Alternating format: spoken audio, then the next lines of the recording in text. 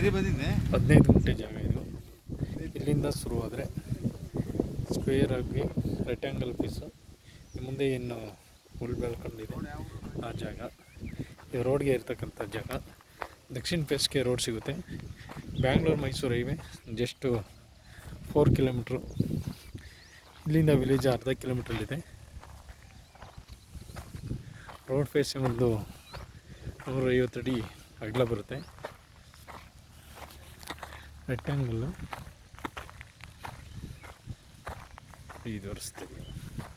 ಮುಂದೆ ನೀರು ಹೋಗೋ ಚಾನಲ್ ಇದೆ.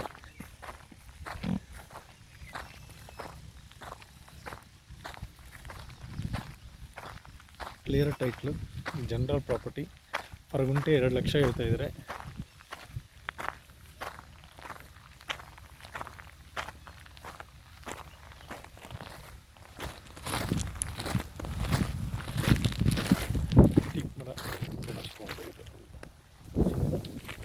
ಹಾಗೆ ಇದು ಮೆಟ್ಲಿಂಗ್ ರೋಡ್ ಆಗ್ತಾಯಿದೆ.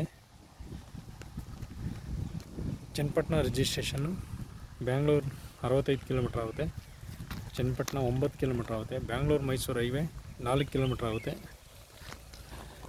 ಜನರಲ್ ಪ್ರಾಪರ್ಟಿ, ಡೈರೆಕ್ಟು ರಿಜಿಸ್ಟ್ರಿಗೆ ಇರ್ತಕ್ಕಂಥ ಜಾಗ.